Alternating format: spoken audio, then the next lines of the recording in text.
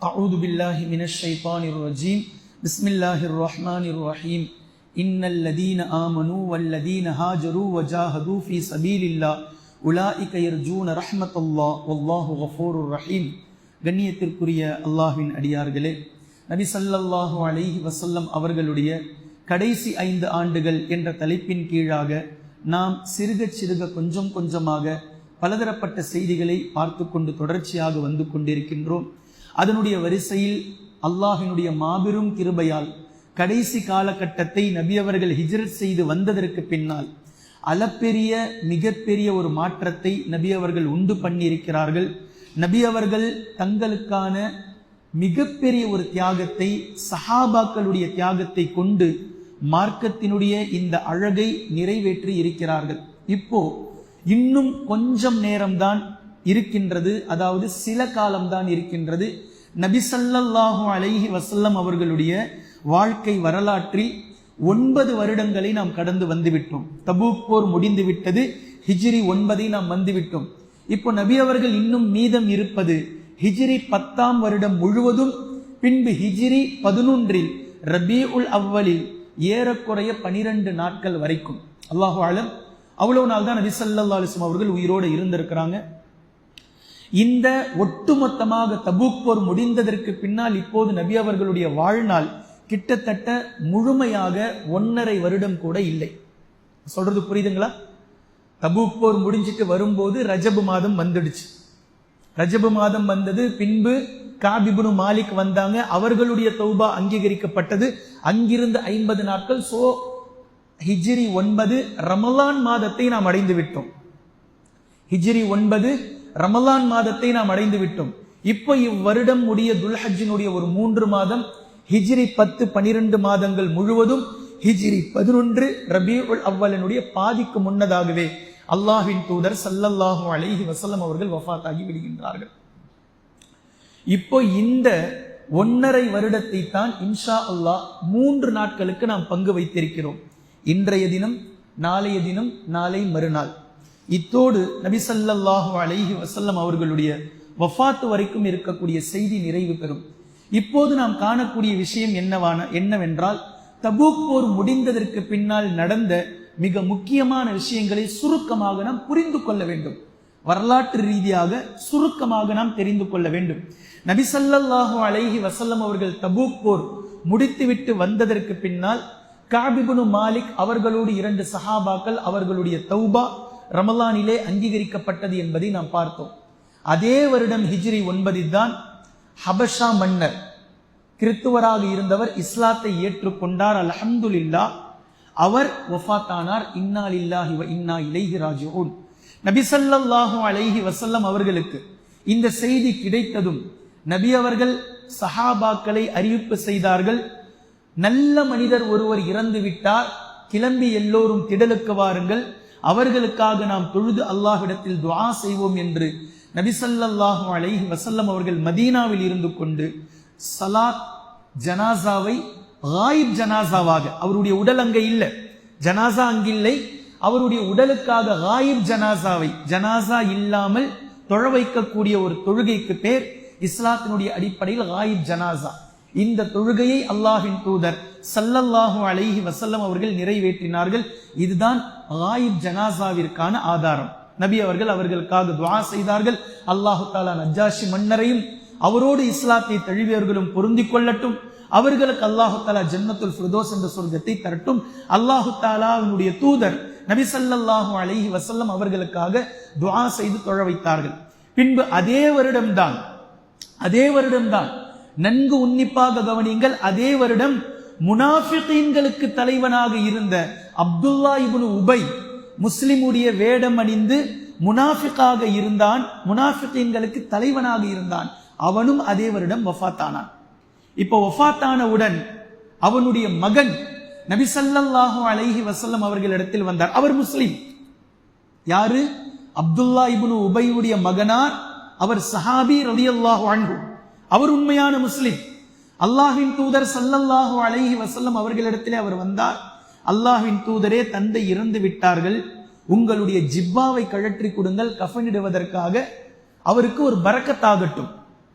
ஸல்லல்லாஹு அலைஹி வஸல்லம் அவர்களுடைய சொல்லை கொண்டு நபி அவர்களுடைய உடலில் சுரக்கக்கூடிய எச்சில் உட்பட, நபி அவர்களுடைய உடலில் சுரக்கக்கூடிய வியர்வை உட்பட, நபி அவர்களுடைய உடலில் ஒட்டி இருக்கக்கூடிய உடைகள் உட்பட சஹாபாக்கள் பரக்கத்தை தேடி இருக்கிறார்கள். நன்கு விளங்கிக்கணும், இது ஒரு தனி டாபிக்.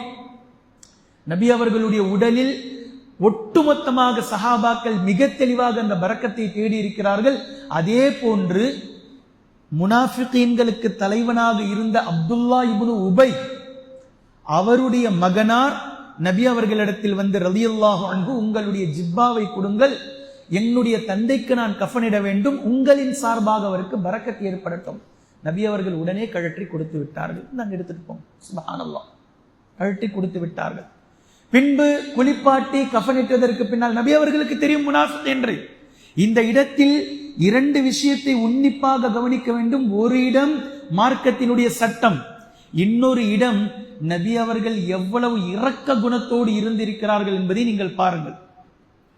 கொஞ்சம் நேரம் கழித்து அவரை குளிப்பாட்டி அவருக்கு கஃனிட்டு நபி அவர்களை வந்து அவருடைய மகனார் அழைக்கிறார். அல்லாஹ்வின் தூதரை வாருங்கள், என்னுடைய தந்தையினுடைய உடல் ரெடி, வந்து ஜனாசாவை தொழ வைத்து அவருக்காக துஆ செய்யுங்கள். சற்றும் யோசிக்காமல் அல்லாஹ்வின் தூதர் ஸல்லல்லாஹு அலைஹி வஸல்லம் அவர்கள் அப்துல்லா இப்னு உபைக்கு ஜனாசா தொழ வைக்க முற்பட்டு செல்கின்றார்கள், எழுந்து செல்கிறார்கள். பக்கத்தில் இருந்த உமர் ரலியல்லாஹு அன்ஹு அவர்கள் நபி ஸல்லல்லாஹு அலைஹி வஸல்லம் அவர்களுடைய உடையை பிடித்து இழுக்கிறார்கள். அல்லாஹ்வின் தூதரை, என்ன செய்ய போறீங்க நீங்க? என்ன இது? முனாஃபிக், அவன் ஒரு முனாஃபிக். இதுவரைக்கும் உங்களின் மீது காழ்ப்புணர்வோடு இருந்து உங்களை கொல்வதற்காக சதித்திட்டம் தீட்டியவன் முனாஃபிக். அவனுக்கு போய் நீங்க ஜனாசா தொழ வைக்க போறீங்களா அப்படின்னு உமர் ரலியல்லாஹு அன்ஹு அவர்கள் கேட்கிறாங்க. அல்லாஹ்வின் தூதர் ஸல்லல்லாஹு அலைஹி வஸல்லம் அவர்கள் ஒண்ணுமே பேசல. உமர் ரலியல்லாஹு அன்ஹு அவர்களுடைய கரத்தை பிடித்து ஒதுக்கி வைத்து விட்டு போயிட்டாங்க. நபி அவர்களுடைய உள்ளத்தையும் நபி அவர்களுடைய இரக்கத்தையும் பாருங்கள். இந்த சம்பவம் மீண்டும் மீண்டும் மீண்டும் மக்களுக்கு மத்தியில் நான் எச்சரிக்கக்கூடிய விஷயத்திற்கு வலு சேர்க்கின்றது. அடுத்தவர்களின் மீது நீங்கள் ஃபத்வா கொடுப்பதற்கு முன்னால் அல்லாஹ்வை அஞ்சிக் கொள்ளுங்கள், பயந்து கொள்ளுங்கள். அடுத்தவர்களுடைய விஷயத்தில் நீங்கள் அவரை பற்றி 1000 முறை யோசிக்காமல் நீங்கள் அவரின் மீது நல்லெண்ணம் வைப்பது அல்லாஹ்விடத்தில் உங்களை உயர்த்தும்.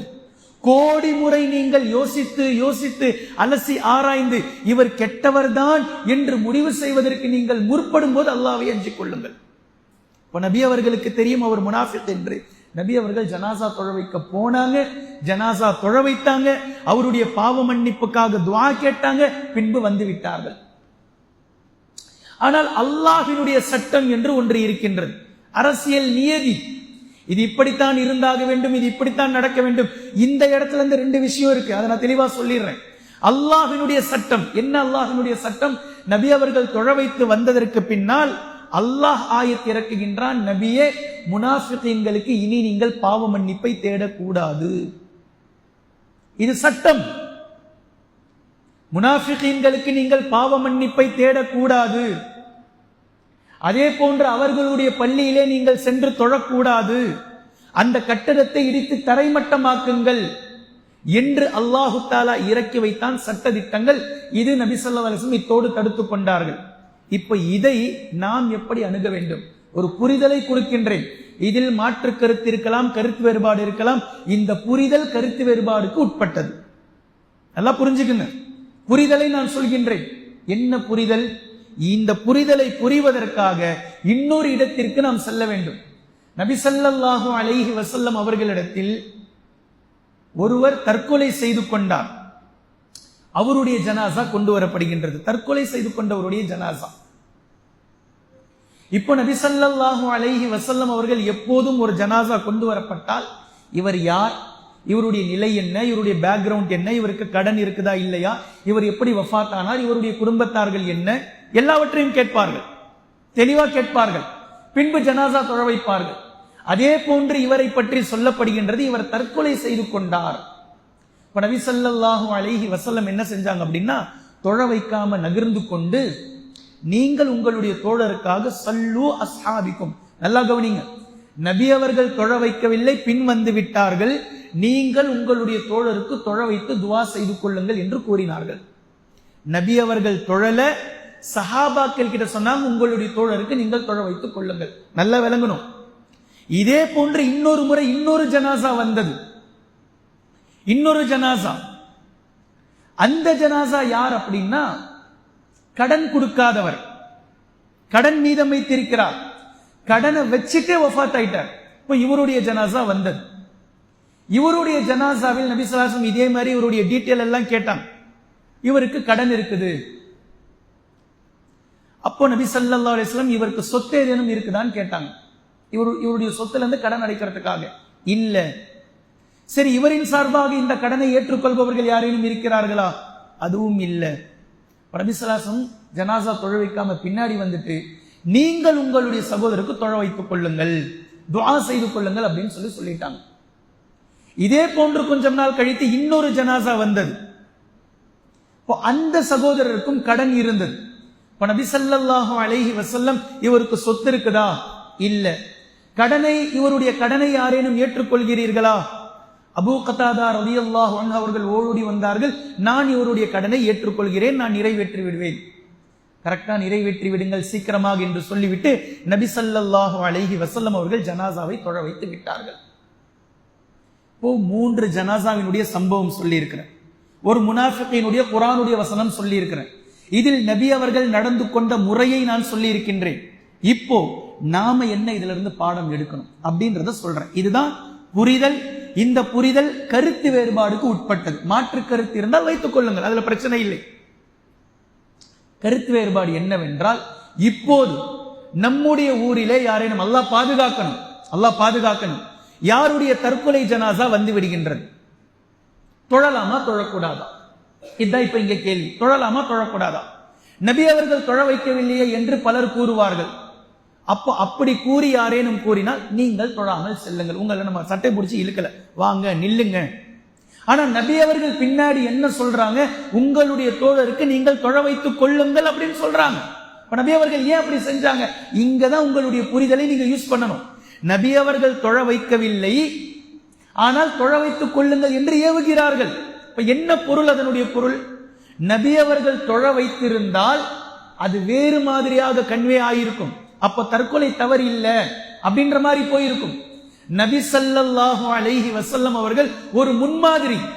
நபி அவர்கள் என்ன செய்யணுமோ அதை கரெக்டா அவங்களுடைய ரோல அவங்க செஞ்சாங்க. எப்படி? அல்லாஹ் என்ன செய்யணுமோ அதை அவன் செய்வான். சொல்றது புரியுதா? அல்லாஹ் என்ன செய்யணுமோ அதை ரப்புல் ஆலமீன் கரெக்டா அவன் செய்வான். அவன் செய்யற எல்லாத்தையும் நாம செய்ய முடியாது. சொல்றது புரியுதா? அல்லாஹ் ஃபத்வா கொடுப்பான், நாம ஃபத்வா கொடுக்க முடியாது. அல்லாஹ் ஒருவரை பார்த்து நரகவாதின்னு சொல்லுவான்.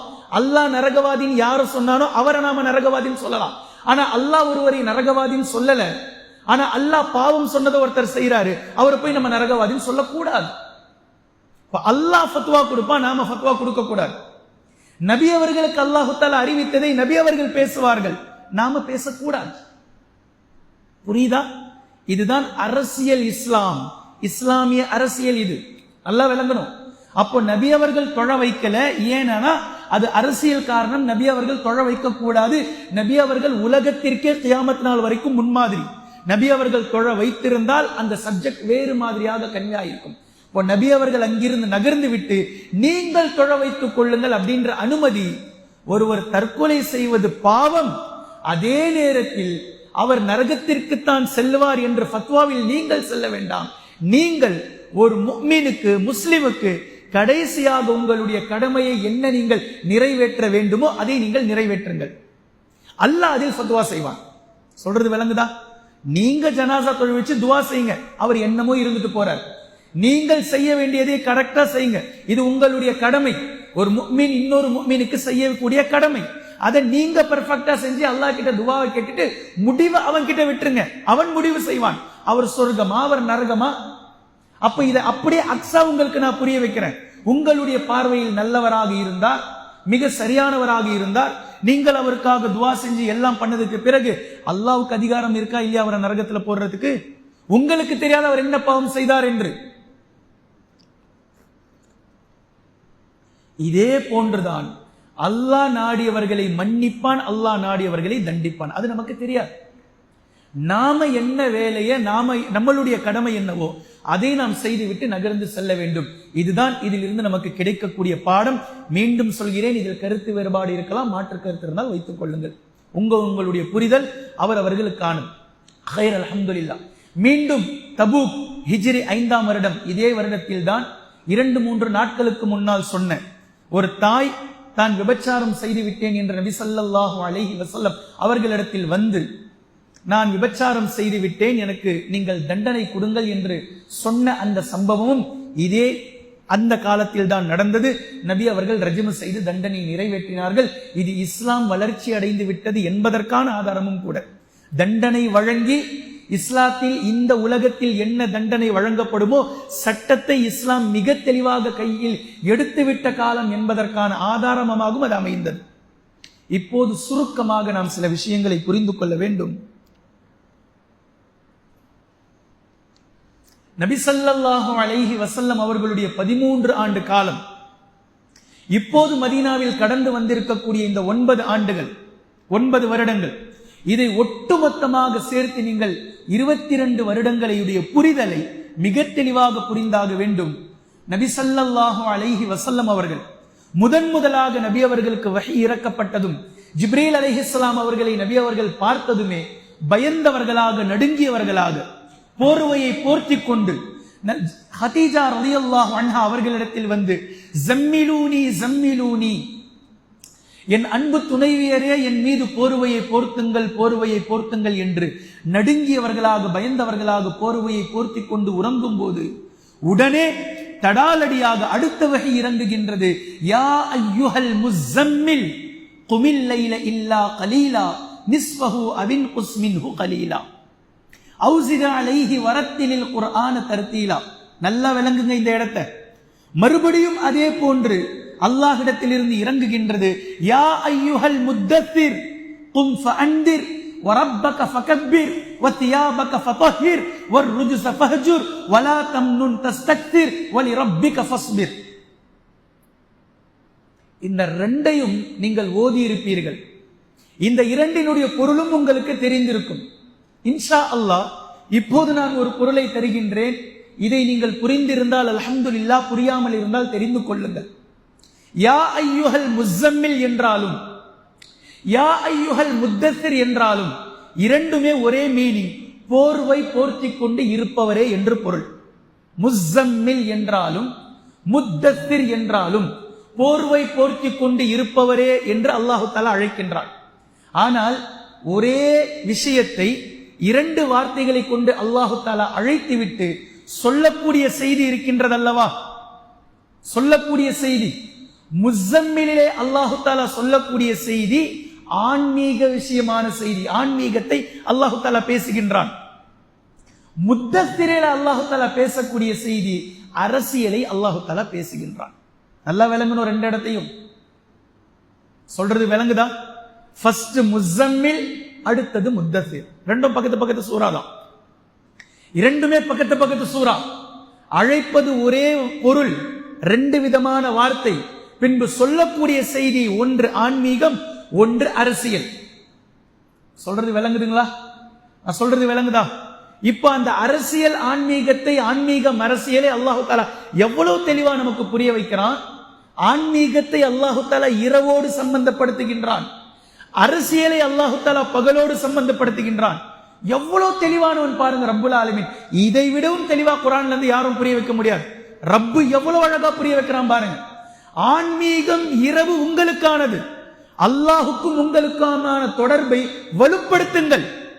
பகலில் நீங்கள் சென்று அரசியல் செய்ய வேண்டும். அரசியல் செய்வதற்கு அல்லாஹ்வினுடைய உதவி உங்களுக்கு வேண்டும். சொல்றது புரியுதா? எவ்வளவு தெளிவு பாருங்க. இப்போ அந்த வார்த்தையினுடைய பொருளை சுருக்கமாக நான் கடந்து செல்கின்றேன். யா அய்யுஹல் முஸம்மில் குமில் லைல இல்லா கலீலா. கும் அல்-லைல், இரவிலே நீங்கள் எழுங்கள். இல்லா கலீலா, இரவிலே இருந்து கொஞ்சம் நேரம். நிஸ்ஃபஹு அவின் குஸ் மின்ஹு கலீலா, பாதி நேரம் நீங்கள் அல்லாஹுக்காக நீங்கள் நில்லுங்கள், வணக்க வழிபாட்டிலே ஈடுபடுங்கள். அந்த பாதியில் இருந்து கொஞ்சம் கூட்டுங்கள் அல்லது கொஞ்சம் குறைத்துக் கொள்ளுங்கள். நின்று வரத்திலில் குர்ஆன தர்தீலா, குர்ஆனை நிறுத்தி நிதானமாக தஜ்வீதோடு மிக தெளிவாக நீங்கள் உங்களுடைய தொழுகையிலே ஓதுங்கள். அல்லாஹு தாலா ஏன் ஆன்மீகத்திற்கு தொழுகையை கொண்டு வந்து நிறுத்துறான் அப்படின்னா, தொழுகை ஒரு ஃபுல் பேக்கேஜ், டோட்டல் பேக்கேஜ். தொழுகை என்றாலே அகராதி மீனிங் துஆ. அஸ்ஸலாத் என்று தொழுகைன்றது நாம லுகவி அர்த்தம், புழக்க பாஷை. அகராதி அர்த்தம் சலாத் என்பதற்கு துஆ. சொல்றது புரியுதா? துஆ. அப்போ தொழுகையில துஆ இருக்கு, தொழுகையில சூரத்துல் ஃபாத்திஹா இருக்கு, தொழுகையில குர்ஆன் ஓதுதல் இருக்கு, தொழுகையில தஸ்பீஹ் இருக்கு, தொழுகையில நின்றல் இருக்கு அல்லாஹுக்காக, தொழுகையில அல்லாஹுக்காக குனிதல் இருக்கு, தொழுகையில அல்லாஹுக்கான சுஜூத் பணிதல் இருக்கு, தொழுகையில அத்தஹியாத் இருக்கு, நபி அவர்களுக்கான ஸலவாத் இருக்குது, நமக்கான துஆ இருக்குது. ஒட்டுமொத்தமும் கொண்ட டோட்டல் பேக்கேஜ். கிட்டத்தட்ட ஒரு நோன்பாளியை போன்று தொழுகையிலே நாம் இருக்கிறோம். நோன்பு வைத்திருக்கும் போது சாப்பிடுவதில்லை, நோன்பு வைத்திருக்கும் போது குடிப்பதில்லை, நோன்பு வைத்திருக்கும் போது மனைவி மக்களோடு செல்வதில்லை, நோன்பு அதாவது மனைவியோடு இல்லறத்தில் ஈடுபடுவதில்லை. நோன்பு வைத்திருக்கும் போது எப்படி நீங்கள் பேணுதலாக இருக்க வேண்டுமோ அதைவிட உச்சகட்ட பேணுதலாக தொழுகையில் அல்லாஹுக்கான என்ன வார்த்தையை மொழிய வேண்டும் என்ற அளவிட்டானோ இதை தாண்டி நீங்கள் எந்த வார்த்தையும் பேசுவதில்லை, பிறரோடு நீங்கள் பேசுவதில்லை, சிரிப்பதில்லை. தேவைப்பட்டால் குர்ஆனுடைய வசனங்கள் உங்களுக்கு புரிந்தால் அல்லாஹ்வினுடைய பயத்தினால் நீங்கள் அழுவலாம். தொழுகை என்பது அல்லாஹுடன் நெருங்குவதற்கான மிகப்பெரிய பேக்கேஜ். ஆன்மீகத்தினுடைய இந்த சிந்தனையை இரவுக்காக பேசுகின்றான். இப்படி செய்வதனால் என்ன எஃபெக்ட் கிடைக்கும்ன்றதையும் அல்லாஹ் தஆலா அங்கே பேசுறான். இப்படி நீங்கள் வரத்திலில் குர்ஆன தர்தீலா இன்னா சனுல்கி கௌலன் ஸகீலா. இப்போ நாம் சில விஷயங்களை, சில உத்தரவுகளை, சில கட்டளைகளை உங்களுக்கு இடப்போகின்றோம். இந்த கட்டளைக்கு நீங்கள் எழுந்து நின்றாக வேண்டும், துணிந்து நீங்கள் நின்றாக வேண்டும். இப்படி நிற்பதற்கு உங்களுக்கு தெம்பு வேண்டும், உங்களுக்கு கட்ஸ் வேண்டும், உங்களுக்கு தில் வேண்டும், உங்களுக்கு தைரியம் வேண்டும், உங்களுக்கு வீரம் வேண்டும், உங்களுக்கு துணிவு வேண்டும், துணிச்சல் வேண்டும். இவையெல்லாம் இதில் உங்களுக்கு கிடைக்கும். அல்லாஹ் அதை பேசுறான். ஹிய அஷத்து வத்அ வ அக்வமு கீலா, வத்அ வ அக்வமு கீலா. இந்த பணியை நீங்கள் செய்வதினால், அதாவது இரவு நேரத்தில் அல்லாஹ்விடத்தில் ஆன்மீகத்தை கொண்டு நீங்கள் நெருங்குவதினால் உங்களுடைய உள்ளம் உறுதியாகும். யாரெல்லாம் பலவீனமான ஈமானோடு இருக்கிறீர்களோ, யாரெல்லாம் பாவத்திலிருந்து மீள முடியாமல் கஷ்டப்படுகிறீர்களோ, யாரெல்லாம் பயந்த சுபாவம் கொண்டு இருக்கிறீர்களோ, யாருக்கெல்லாம் ஏதாவது ஒன்று நடந்து விடுமோ என்ற அச்சம் இருக்கிறதோ, யாருக்கெல்லாம் ஏதேனும் ஒன்று சின்னதாக நடந்தாலோ ஐயோ எனக்கு ஏதாவது ஆயிடுமோ, ஐயோ நான் ஏதாவது பண்ணிடுவேன் என்று இருக்கின்றதோ, தஹஜ்ஜுத்துக்கு எழுந்து கொள்ளுங்கள். அல்லாஹ் சொல்லக்கூடிய தீர்வு தஹஜ்ஜுத். தஹஜ்ஜுத்திலே எழுந்து விடுங்கள்.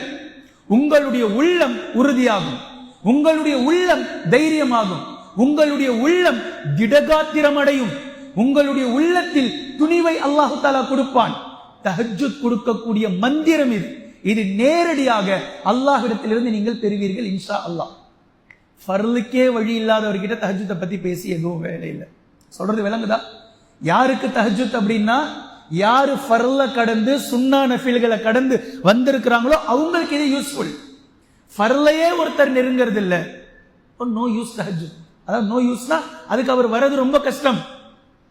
ஓகேவா? சோ தஹஜ்ஜுத்துக்கு நீங்கள் எழுங்கள். இரவு நேரத்தினுடைய அந்த நிலை அல்லாஹு தஆலா உங்களுடைய உள்ளத்தை மாற்றி அமைத்து விடுவான். உள்ளம் மாறிவிட்டால் உடல் மாறிவிடும், உங்களுடைய சிந்தனை மாறிவிடும், உங்களுடைய தடுமாற்றங்கள் நீங்கிவிடும். இப்போ இது ஆன்மீக ரீதியான வசனங்கள். அப்படியே நீங்க முத்தத்திற்கு போனீங்கன்னா, யா ஐயுஹல் முத்தத்திர், அங்கேயும் இப்படியே பேசுறான். போர்வை போர்த்தி கொண்டு இருப்பவரே, கும், எழுங்கள், ஃபஅன்திர், மக்களுக்கு நீங்கள் அச்சமூட்டி எச்சரிக்கை செய்யுங்கள். அரசியலுக்கு அல்லாஹ் வந்துட்டான். இரவில் ஆன்மீகத்தோடு அல்லாஹ்விடத்தில் நீங்கள் தொடர்பை ஏற்படுத்தி உங்களுடைய உள்ளத்தை நீங்கள் வலுப்படுத்துங்கள். அது உங்களுடைய உடலை வலுப்படுத்திவிடும். பின்பு மக்களுக்கு மத்தியில் வந்து நில்லுங்கள் கூட்டத்தில். ஃபஅன்திர், அச்சமூட்டி எச்சரிக்கை செய்யுங்கள். செஞ்சாங்களா இல்லையா? எப்படி செய்ய முடிந்தது? 23 ஆண்டு காலத்தில் இவ்வளவு பெரிய புரட்சி, இவ்வளவு பெரிய மாற்றம். நபி அவர்களுக்கு முன்னாலோ நபி அவர்களுக்கு பின்னாலோ இப்படி ஒரு புரட்சியாளரை நீங்கள் காட்டிடவே முடியாது, காட்டிடவே முடியாது. தி 100 எழுதியிருக்கிறார்ல, H. மைக்கேல் ஹார்ட் எழுதியவர் ஒரு கிறித்துவர். தி 100 என்ற நூலை எழுதி 100 மிகப்பெரிய ஆளுமைகளை கொண்டு வந்திருக்கிறார் அந்த புத்தகத்தில். அவர்களுடைய வாழ்க்கை வரலாறுகள் தான் அந்த புத்தகம். 100 ஆளுமைகள். இவரை சும்மா 100 பேரை கொண்டுட்டு வந்து அந்த புக்கில் வைக்காம அந்த 100 பேருக்கு அவர் ரேங்க் கொடுத்துட்டார். நம்பர் 1ல இவரு, நம்பர் 2ல இவரு. உலகத்தை இதுவரை ஆண்ட 100 ஆளுமைகளை கொண்டு வந்து அந்த புத்தகத்துல போட்டதோடு மட்டும் இல்லாமல் இந்த 100 பேர்ல யார் ஃபர்ஸ்ட், யார் பெஸ்ட், யார் 100வது, யார் 10வது, யார் முதலாவது என்பதை கொண்டு வந்து விட்டார். முதல் இடம் யாருக்கு? முதல் இடம் அல்லாஹ்வின் தூதர் ஸல்லல்லாஹு அலைஹி வஸல்லம் அவர்களுக்கு வழங்கப்பட்டிருக்கின்றது. கேள்வி கணைகள் அவர்களை கொண்டு இந்த உலகமே தொடுத்தது. நீங்க எப்படி இப்படி கொண்டுட்டு வரலாம்?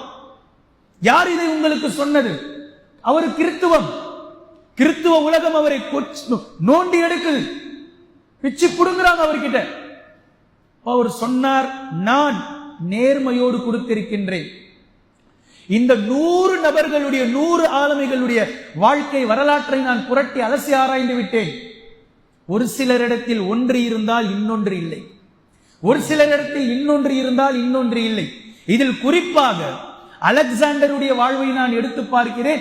ஆன்மீகமே இல்லை, வெறுமனே அரசியல்.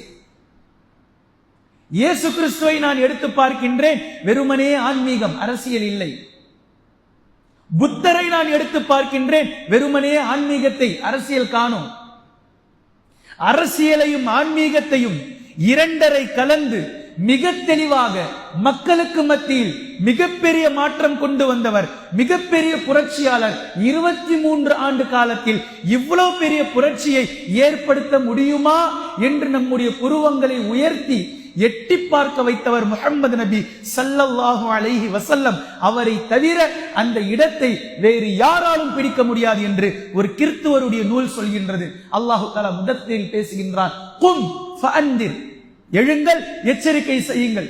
சரி, எதை எச்சரிக்கை செய்யணும்? எதை எச்சரிக்கை செய்யணும்? வரப்பக ஃபகப்பிர், வரப்பக ஃபகப்பிர், லா இலாஹ இல்லல்லாஹ், வணக்கத்திற்குரியவன் அல்லாஹை தவிர வேறு யாரும் இல்லை என்பதை மிக தைரியமாக பிரகடனம் செய்யுங்கள். நீ வணங்கும் மாடு கடவுள் இல்லை, நீ வணங்கும் நிலா கடவுள் இல்லை, நீ வணங்கும் கல் கடவுள் இல்லை, நீ வணங்கும் மரம் கடவுள் இல்லை, நீ வைத்திருக்கும் சிலைகள் கடவுள் இல்லை, நீ பார்க்கும் சூரியன் கடவுள் இல்லை, நீ வைத்திருக்கும் நாய், பன்றி, குரங்கு, பாம்பு எதுவும் கடவுள் இல்லை. வேறு யார் கடவுள்? இல்லல்லாஹ், அல்லாஹ் ஒருவன் தான் கடவுள். இந்த கலிமா இருக்குல்ல, இந்த கலிமா லா இலாஹ இல்லல்லாஹ் அரசியலையும் ஆன்மீகத்தையும் பொதிந்திருக்கின்றது, முஸம்மிலையும் முதத்திரையும் பொதிந்திருக்கின்றது. லா இலாஹ என்பது அரசியல், லா இலாஹ என்பது அரசியல். இன்னொருத்தர்கிட்ட போய் வேறொரு கடவுளை வணங்கி கொண்டிருக்கும் ஒருவரிடத்தில் இது கடவுள் இல்லை, கடவுள் இல்லை, கடவுள் இல்லை என்று சொன்னால் அவர் சும்மா விட்டுருவார். அவங்கள அவர் சும்மா விட்டுருவாரு நீங்க நினைக்கிறீங்களா?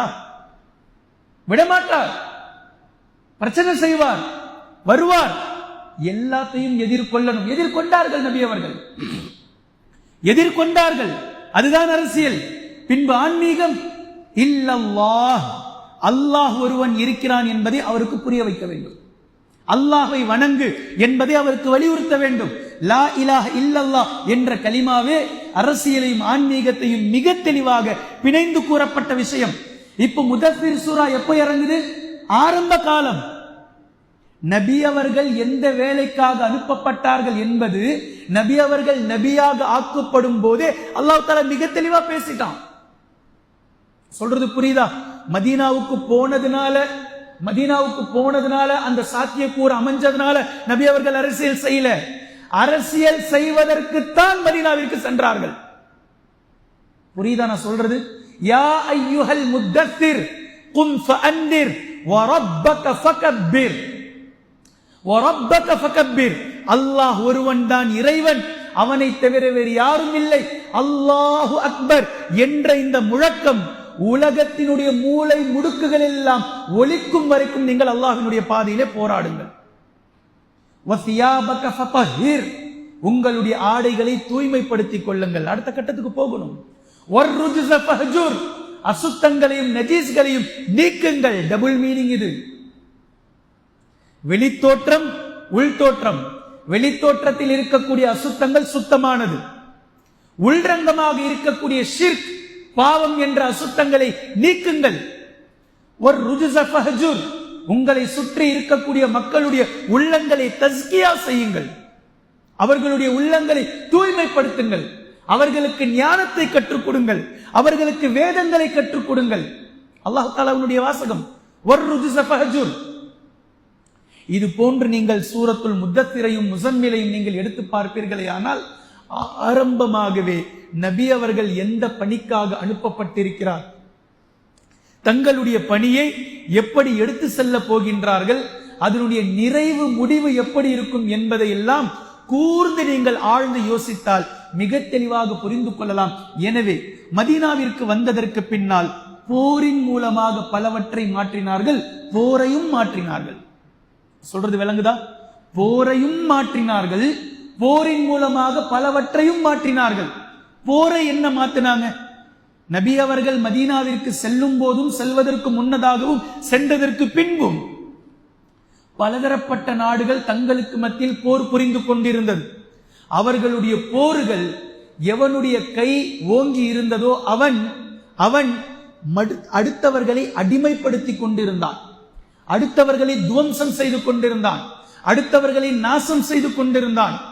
போர் செய்து ஜெயிக்கக்கூடிய ஊருடைய பெண்களை மானபங்கப்படுத்தி கொண்டிருந்தான், கேவலப்படுத்தி அசிங்கப்படுத்தி கொண்டிருந்தான்.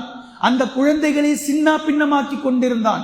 அவர்களுடைய விவசாய நிலங்களை நாசம் செய்து கொண்டிருந்தான். அங்கு இருந்த மத கட்டடங்களை சுக்குநூறாக்கி கொண்டிருந்தான். அந்த வீடுகளை நாசம் செய்து கொண்டிருந்தான். அந்த ஊரில் இருந்த மத போதகர்களை இழிவுபடுத்தி கொண்டிருந்தான். இது முஸ்லிம் அல்லாதவர்களுடைய போராக இருந்தது.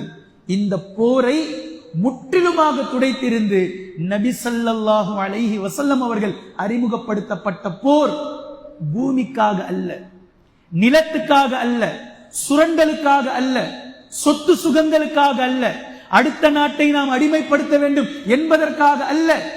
லா இலாஹ இல்லல்லாஹ் என்ற இந்த கலிமாவை அல்லாஹ் தஆலா 22 வருஷங்களுக்கு முன்னாடி கும் ஃபஅன்திர் வரப்பக ஃபகபிர் என்று சொன்னானே, அதை நிலைநிறுத்துவதற்காக இந்த போரில் உங்களை எதிர்க்கக்கூடிய ராணுவர்களிடம் மட்டுமே நீங்கள் சண்டையிட வேண்டும்.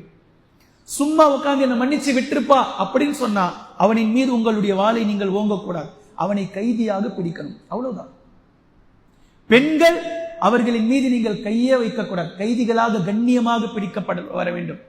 சிறுவர்களை கைதிகளாகவும் நீங்கள் விளங்கிடக்கூடாது, அவர்களை கண்ணியமாக அழைத்து வர வேண்டும். அங்கு உள்ள கட்டடங்களை நீங்கள் சேதப்படுத்தக்கூடாது, அங்கு உள்ள விவசாயங்களை நீங்கள் மதிக்க வேண்டும், விவசாயத்தை நாசம் செய்யக்கூடாது. அங்கு இருக்கக்கூடிய மத கட்டடங்களை நீங்கள் அழிக்கக்கூடாது, மத போதகர்களை நீங்கள் கொல்லக்கூடாது. மத போதகர்கள் உங்களிடத்திலே போரிட்டாலும் கொல்லக்கூடாது, அவர்களை தடுத்து நிறுத்தி அவர்களை நீங்கள் கைதிகளாக பிடிக்க வேண்டும். எப்படி போற மாத்தினாங்க பாருங்க. போரினுடைய அம்சத்தையே நபி அவர்கள் மாற்றி அமைத்து விட்டார்கள். இதுல பியூட்டி என்ன தெரியுமா?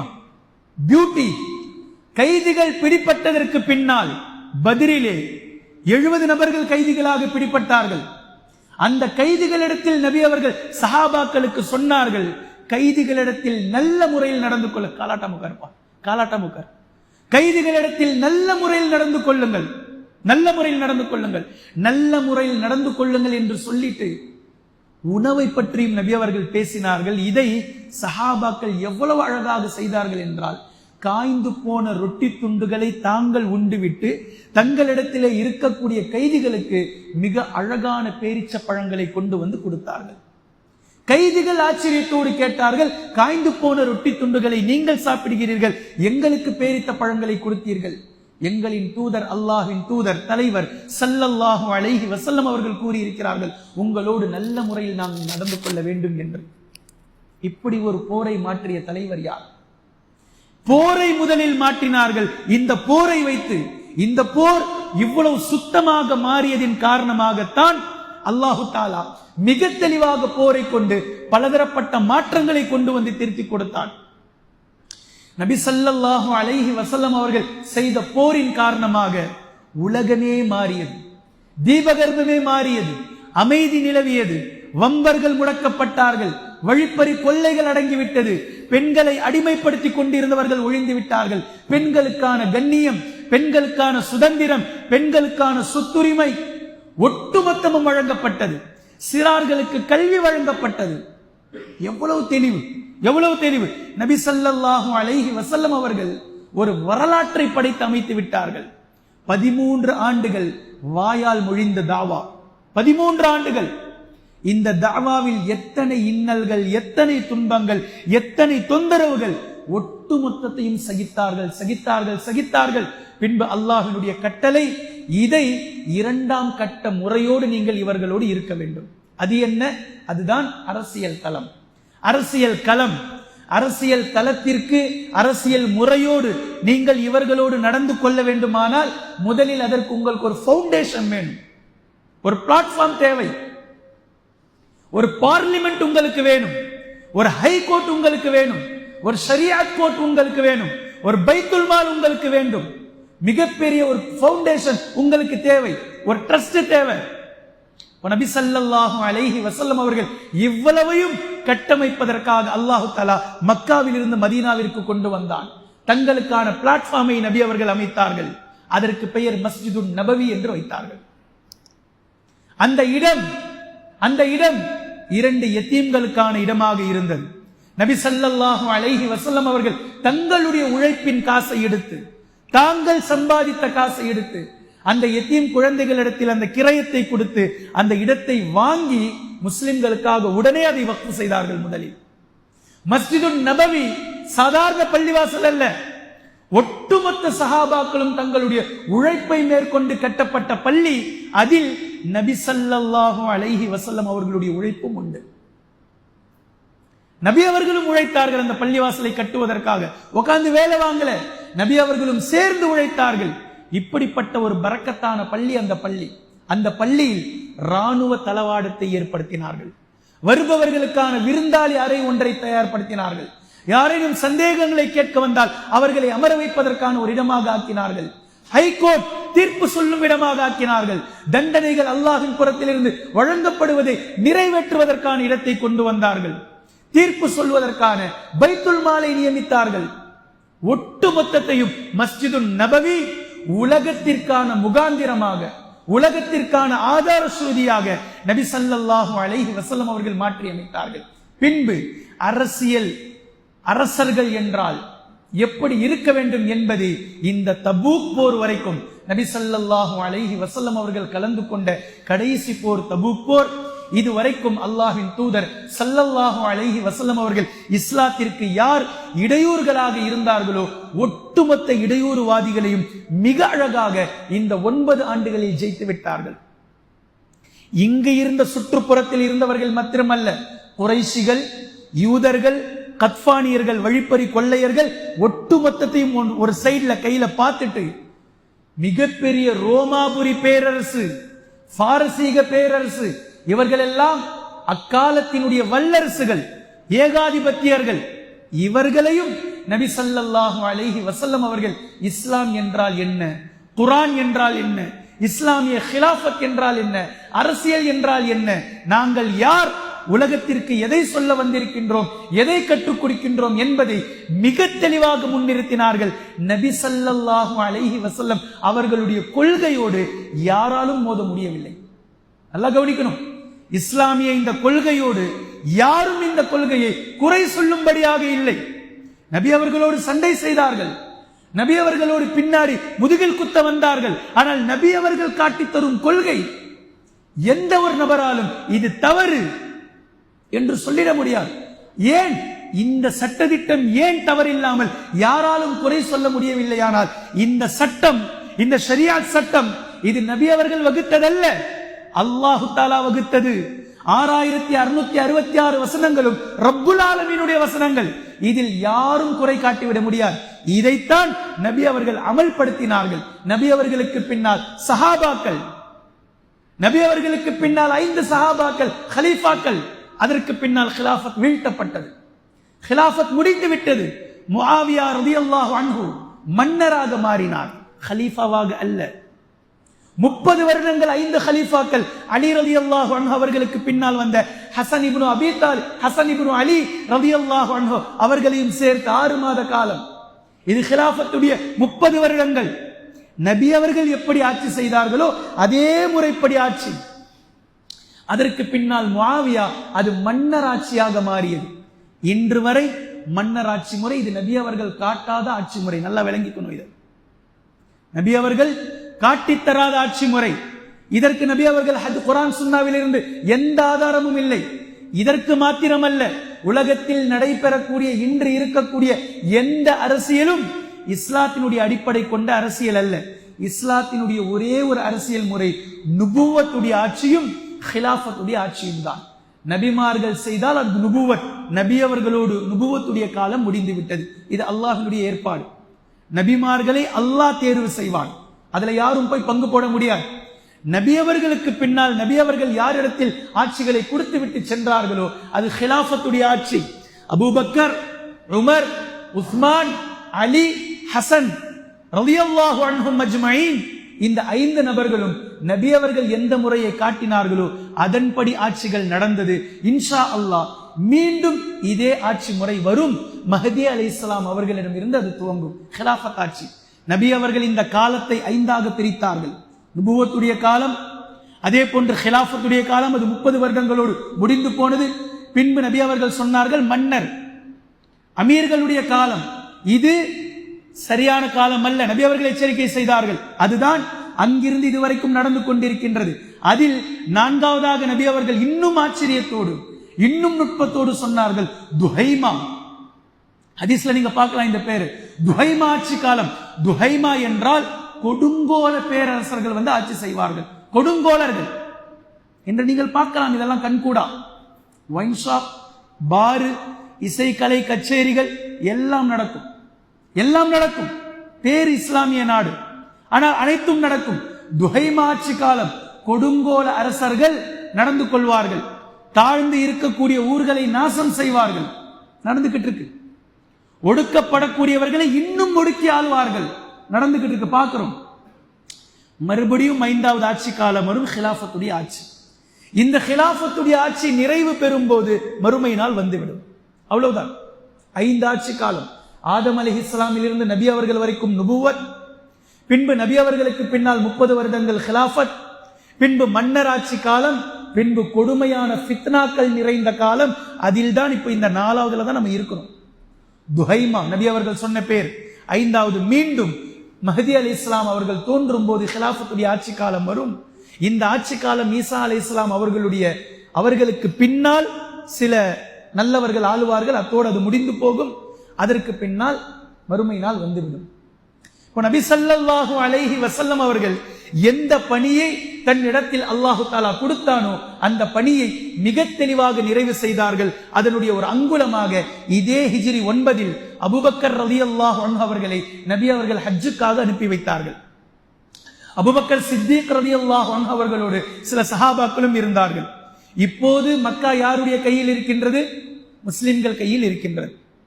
நபி அவர்களால் நியமிக்கப்பட்டவர் தான் அங்கு ஆளுநராக ஹலீஃபாவாக இருக்கிறார். வரலாறுல நம்ம கடந்து வந்துட்டோம்.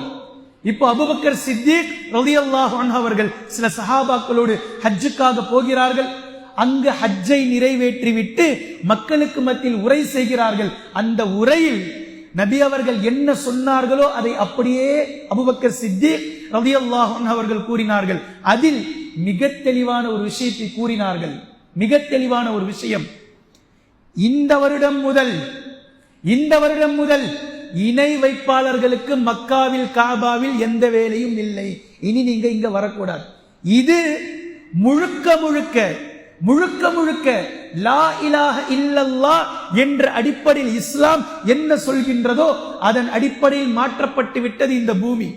இனி இணை வைப்பாளர்களுக்கு இங்கு எந்த இடமும் இல்லை. இணை வைப்பாளர்கள் நிர்வாணமாக தவாப் செய்து கொண்டிருந்தார்கள். அது வரைக்கும் அவர்கள் வருவார்கள். சிலர் நிர்வாணமாக தவாப் செய்வார்கள் காபாவை, அவர்களுடைய மத சடங்கின் அடிப்படையில். இது ஒட்டு மொத்தத்தையும் நபி ஸல்லல்லாஹு அலைஹி வஸல்லம் அவர்களுடைய சொல்லுக்கு இணங்க அபூபக்கர் சித்திக் ரலியல்லாஹு அன்ஹு அவர்கள் இனி இந்த மண்ணில் இணை வைப்பார்கள் வணங்குவதற்காக மக்காவிற்கு வரக்கூடாது என்று சொல்லிய இந்த வார்த்தை அன்று முதல் புதிய பொலிவை மக்காவுக்கு கொடுத்தது. இனி ஈமான் உள்ளவர்கள் மாத்திரமே காபாவிற்குள் செல்ல முடியும். முழுக்க முழுக்க இஸ்லாமியர்களுடைய கட்டுப்பாட்டில் இந்த மண் வந்துவிட்டது. இங்கு 2 மார்க்கங்களுக்கு அனுமதி இல்லை என்பதை நபி அவர்கள் மிக தெளிவாக நிறுவினார்கள். இது நபி ஸல்லல்லாஹு அலைஹி வஸல்லம் அவர்கள் வஃபாத்தாகும் போதும் சொன்னார்கள். ஒரே பூமியில் 2 மார்க்கங்கள் இருக்கக்கூடாது என்றும் சொன்னார்கள்.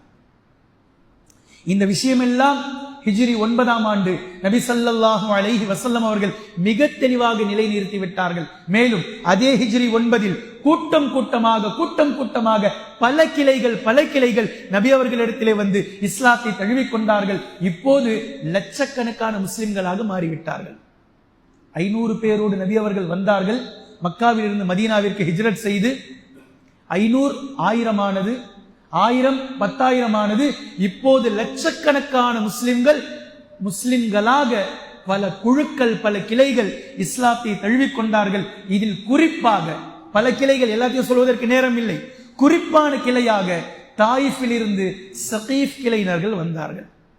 நபி ஸல்லல்லாஹு அலைஹி வஸல்லம் அவர்கள் அடிபட்டதற்கு பின்னால் என்ன வானவர்கிட்ட வாக்கு கொடுத்தாங்களோ, இவர்கள் இல்லாவிட்டால் இவர்களுடைய சந்ததிகள் இஸ்லாத்தை தழுவுவார்கள் என்று நான் ஆதரவு வைக்கிறேன் என்று சொன்னார்களோ, அதே சகீஃப் கிளையினர்கள் ஹிஜ்ரி 9ஆம் ஆண்டு அல்லாஹ்வின் தூதர் ஸல்லல்லாஹு அலைஹி வஸல்லம் அவர்களிடத்திலே வந்து பைஅத்தை செய்து கொண்டார்கள், கலிமாவை மொழிந்தார்கள், இஸ்லாத்தை தழுவினார்கள். அல்ஹம்துலில்லாஹ்.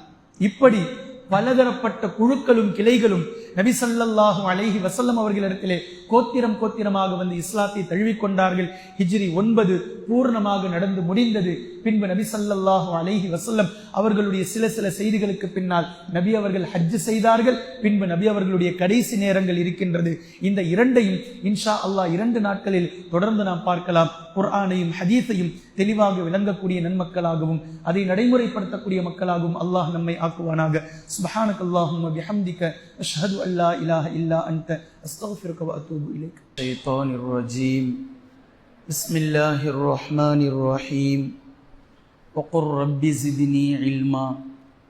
கண்ணியத்திற்குரிய அல்லாஹ்வின் அடியார்களே, அல்லாஹ்வினுடைய மாபெரும் கிருபையால் 4வது வருடமாக தொடர் பயானை நாம் தொடர்ந்து செய்து கொண்டு வருகின்றோம். இதில் முதல் வருடத்தில் மாத்திரம் தொடர் பயான் நடந்தது, ஆனால் பரீட்சை வைக்க இயலாமல் போய்விட்டது. மீதமுள்ள 2 வருடங்களும் அல்லாஹ்வினுடைய மாபெரும் கிருபையால் பயான் நடந்து அதற்காக கேள்விகள் கேட்கப்பட்டு அதில் பெரும்பான்மையான சகோதரர்களும் சகோதரிகளும் தாய்மார்களும் கலந்து கொண்டு அதற்கான பரிசுகளையும் வெகுமதிகளையும் அல்ஹம்துலில்லாஹ் பெற்றார்கள். மேலும் நீங்கள் ஈடுபட்டதற்கான முயற்சிக்கான வெற்றியையும் கூலியையும் அல்லாஹு தாலா நாளை மறுமையிலும் அதற்கான முழுவதையும் ரப்புல் ஆலமீன் நிச்சயமாக தருவான். அதே போன்று இவ்வருடமும் கடந்த வருடம் மீதம் வைக்கப்பட்ட நபி ஸல்லல்லாஹு அலைஹி வஸல்லம் அவர்களுடைய 10 ஆண்டுகள் மதீனத்து வாழ்க்கை என்ற தலைப்பின் கீழாக 5 வருடம் மாத்திரமே கடந்த வருடம் முடிந்தது. மீதம் இருக்கக்கூடிய 5 வருடத்தை தான் இவ்வருடம் நாம் பார்த்து கொண்டு வருகின்றோம். இன்னும் ஒரு சில தினங்களில், குறிப்பாக 2-3 தினங்களுக்கு முன்னதாக அல்லாஹ்வின் தூதர் ஸல்லல்லாஹு அலைஹி வஸல்லம் அவர்களுடைய இந்த வாழ்க்கை வரலாறு நிறைவு பெற இருக்கின்றது இன்ஷா அல்லாஹ். இப்போது இதிலிருந்து கேள்விகளை நாம் எடுத்திருக்கின்றோம். நேற்று காலை ஜும்மாவிற்கு முன்பே புலனத்தின் மூலமாக அந்த கேள்விகளை எல்லோருக்குமே அனுப்பி வைத்திருக்கின்றோம். அல்ஹம்துலில்லாஹ், அது எல்லோருக்கும் வந்திருக்கும் என்று நான் நினைக்கின்றேன். இந்த கேள்விகளை வாசித்து காட்டுவதற்கு முன்னதாக ஒரு சில விஷயங்களை நான் குறிப்பிடுகின்றேன். இதை கொஞ்சம் நிதானத்தோடு கேட்டுக்கொள்ளுங்கள். முதலாவது, உலக ரீதியான ஒரு செய்தி. திடீரென்று ஒரு நாள் ஒரு மனிதரிடத்தில் ஒரு வானவர் தோன்றினார். உங்களுக்கு என்ன வரம் வேண்டும் என்று என்னிடத்தில் கேளுங்கள், நான் உங்களுக்கு தருவேன் என்று கூறினார். ஆனால் ஒரு நிபந்தனை, உங்களுக்கு என்ன தருகின்றேனோ உங்களுடைய பக்கத்து வீட்டாருக்கு அது போன்று நான் 2 மடங்கு தருவேன் அப்படின்னு கூறினார். உடனே இவர், சரி, உலகத்தினுடைய மிகப்பெரிய செல்வ வசதிகளுடன் இருக்கக்கூடிய வாகனம், சொகுசு பேருந்து, கார் ஒன்று எனக்கு வேண்டும் என்று அவர் கேட்டார். உடனே அவருக்கு ஒரு மிகப்பெரிய காரை கொடுத்து விட்டு பக்கத்து வீட்டாருக்கு அதே போன்று 2 கார் அவர் கொடுத்து விட்டார். மீண்டும் இவர் எனக்கு உலகத்தினுடைய மிகப்பெரிய பங்களா வேண்டும் என்று கேட்டார். இவருக்கு அதே போன்று பங்களாவை கொடுத்து விட்டு பக்கத்து வீட்டாருக்கு அது போன்று 2 பங்களாவை கொடுத்து விட்டார். அப்புறம் மறுபடியும் இவர் கேட்டார், எனக்கு 1000 கிலோ தங்கம் வேண்டும் என்று கேட்டார். 1000 கிலோ தங்கத்தை இவருக்கு வழங்கிவிட்டு 2000 கிலோ தங்கத்தை பக்கத்து வீட்டாருக்கு கொடுத்து விட்டார். இப்போ 4வதாக இவர் கேட்டார், என்னுடைய ஒரு கண் நொல்லையாக வேண்டும் அப்படின்னு கேட்டார். இப்போ இது சப்ஜெக்ட் உங்களுக்கு புரியுதுன்னு நினைக்கிறேன். இப்போ இந்த விஷயம் என்ன நமக்கு புரிய வருது அப்படின்னா, இப்போ இதை ஏன் சொல்லுறேன் அப்படின்றதை தெளிவாக நான் பின்னால் சொல்கின்றேன். இது உலக ரீதியான உதாரணம்.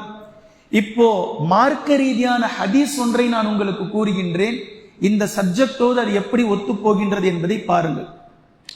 நபி ஸல்லல்லாஹு அலைஹி வஸல்லம் அவர்களிடத்தில் ஒரு நாள் 7 சஹாபாக்கள் சிலர் வந்தார்கள். அல்லாஹ்வின் தூதரே, எங்கள் ஊரில் பணக்காரர்கள் இருக்கிறார்கள். நாங்களும் அமல்களை செய்கிறோம், அவர்களும் அமல்களை செய்கிறார்கள். நாங்களும் தொழுகிறோம், அவர்களும் தொழுகிறார்கள். நாங்களும் நோன்பு நோக்கிறோம், அவர்களும் நோன்பு நோக்கிறார்கள். நாங்களும் இரவு தொழுகை, குர்ஆன் ஓதுதல், திக்ரு, துஆ, அதே போன்று அவர்களும் இரவு தொழுகை, துஆ, திக்ரு, குர்ஆன் ஓதுதல் எல்லாவற்றிலும் ஈடுபடுகிறார்கள்.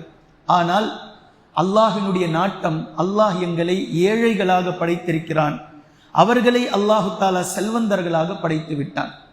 சோ எங்களால் செய்ய முடியாத ஒரு அமலை அவர்கள் செய்து விடுகின்றார்கள். அது சதகா, ஜகாத். எங்களால் அது செய்ய முடியல. இப்போ எங்களுடைய கவலை என்னவென்றால், நாளை மறுமை நாளையில் அவர்கள் இந்த சதகா, ஜகாத் என்ற அமலின் மூலம் அல்லாஹ்விடத்தில் முதல் வரிசையில் தானே நிற்பார்கள். எங்களால் அது முடியலையே, எங்க கிட்ட செல்வம் இல்லையே, நாங்க என்ன பண்றது, என்ன செய்வது என்று கவலையோடு சஹாபாக்கள் அல்லாஹ்வின் தூதர் ஸல்லல்லாஹு அலைஹி வஸல்லம் அவர்களிடத்திலே கேட்டார்கள். நபி ஸல்லல்லாஹு அலைஹி வஸல்லம் அவர்கள் அவர்களுடைய கவலையை, அவர்களுடைய மன வருத்தத்தை புரிந்து கொண்டு, அவர்கள் தங்களுடைய செல்வங்களை வைத்து செய்யக்கூடிய சதகாவையும் ஜகாத்திற்கும் ஈடாகும் அளவிற்கு உங்களுக்கு நான் ஒரு அமலை சொல்லித் தருகின்றேன், இன்ஷா அல்லாஹ் நீங்கள் அதை செய்து கொள்ளுங்கள் என்று சொல்லி, ஒவ்வொரு ஃபர்லான தொழுகைக்கு பின்பும் 33 முறை சுபஹானல்லாஹ், 33 முறை அல்ஹம்துலில்லாஹ், 34 அல்லது 33 முறை அல்லாஹு அக்பர் என்று சொல்லி கொடுத்து அனுப்பினார்கள். இதை அந்த சஹாபாக்கள் சென்று இதே போன்ற ஃபர்லான தொழுகைக்கு பின்னால் செய்து வந்தார்கள். இதில் எவ்வளவு மெசேஜ் இருக்கு பாருங்க. சஹாபாக்களுடைய கவலை, நபி அவர்கள் அவர்களுடைய கவலையை, அவர்களுடைய உணர்வை புரிந்து அதற்காக ஒரு வழிகாட்டல், பின்பு தொழுகைக்கு பின்னால் சொல்லக்கூடிய இந்த 33 33 33 இது பணக்காரர்கள் செய்யக்கூடிய சதகா, ஜகாத்திற்கு ஈக்குவலான நன்மையை அல்லாஹ்விடத்தில் பெற்றுத்தரும் என்பது எவ்வளவு செய்திகள். ஆனா இப்படிப்பட்ட கவலையும் இல்லை. ஒருவேளை நமக்கு கவலை வந்தால் அதை உணர்பவர்கள் யாரும் இல்லை, நம்முடைய உணர்வுகளுக்கு மதிப்பில்லை. சுபஹானல்லாஹ், அல்ஹம்துலில்லாஹ், அல்லாஹு அக்பர் என்பதற்கு நம் இடத்திலே எந்த மதிப்பும் இல்லை. ஆனா இந்த சஹாபாக்களுக்கு இப்படி இருந்தது. அப்போ இவர்களும் ஊருக்கு சென்றார்கள். இதே போன்று ஒவ்வொரு ஃபர்லான தொழுகைக்கு பின்பும் இந்த செய்திகளை, இந்த தஸ்பீஹாத்துகளை அவர்கள் செய்து வந்தார்கள். இப்போ கொஞ்சம் நாள் கழித்து மீண்டும் அந்த 7 சஹாபாக்கள் அல்லாஹ்வின் தூதர் ஸல்லல்லாஹு அலைஹி வஸல்லம் அவர்களிடத்தில் ஓடோடி வந்தார்கள். அல்லாஹ்வின் தூதரே, அல்லாஹ்வின் தூதரே ஸல்லல்லாஹு அலைஹி வஸல்லம், நாங்கள் செய்து கொண்டிருந்த இந்த ரகசியமான தஸ்பீஹாத்துகள் எப்படியோ அந்த பணக்கார செல்வந்தர்களுக்கும் தெரிந்து விட்டது. இப்போ ஒவ்வொரு ஃபர்லான தொழுகைக்கு பின்பு அவர்களும் அதை செய்து கொண்டிருக்கிறார்கள். அவங்களுடைய ஆர்வம் பாருங்க. எவ்வளவு அமல்களை செய்தேனும் அல்லாஹ்விடத்தில் போய் நின்று அல்லாஹ்வினுடைய பொருத்தத்தை பெற வேண்டும். செல்வம் எங்க கிட்ட இருக்கு, சதகா செஞ்சுட்டா போதும் அப்படின்னு அவங்க போகல. எதுவெல்லாம் நன்மைக்கான வழிகளாக தெரிகின்றதோ ஒட்டு மொத்தத்தையும் வாரி போட்டுக்கொண்டு வரிந்து கட்டி கொண்டு செய்தார்கள். இதுதான் சஹாபாக்களுடைய நிலை. அப்போ அந்த பணக்கார சஹாபாக்களும் இதை செய்ய ஆரம்பித்து விட்டார்கள். இன்று நம்முடைய நிலை, இவ்வளவு செஞ்சா போதும், இது செய்யறதே பெரிய விஷயம், இது நம்மளுடைய விஷயம். ஆனால் நபி அவர்களே இன்னும் சொல்லுங்கள், இன்னும் சொல்லுங்கள், எங்களால் எவ்வளவு செய்ய முடியுமோ அவ்வளவையும் நாங்கள் செய்ய பார்க்கிறோம் என்பது சஹாபாக்களுடைய மனநிலை. அப்போ இதை பற்றி நபி அவர்களிடத்தில் சொல்லப்பட்டது. இந்த விஷயத்தை அவர்களும் செய்ய ஆரம்பித்து விட்டார்கள். இப்போ நாங்க என்ன பண்றது? நபி ஸல்லல்லாஹு அலைஹி வஸல்லம் அவர்கள் கூறினார்கள், இது அல்லாஹ் அவர்களுக்கு வழங்கிய சிறப்பு, அவ்வளவுதான். வரஃபஅனா தரஜாத்தின் பஅதுஹும் ஃபௌக பஅத், குர்ஆனுடைய வசனம். இந்த உலகத்தில் அல்லாஹ் தஆலா சிலரை விட உயர்த்தியிருக்கின்றான். இது சோதனை களம். இங்க அல்லாஹ் தஆலா எல்லோரையும் ஈக்குவலா வைக்க மாட்டான். எல்லோரையும் ஒருவரை காட்டிலும் ஒருவரை அவரை காட்டிலும் இன்னொருவரை காட்டிலும் இன்னொருவரை, இங்கு ஏற்றத்தாழ்வுகள் உலகத்தில் இருக்கும். இது அல்லாஹ் வழங்கியது, இது சோதனைக்காக வழங்கப்பட்டது.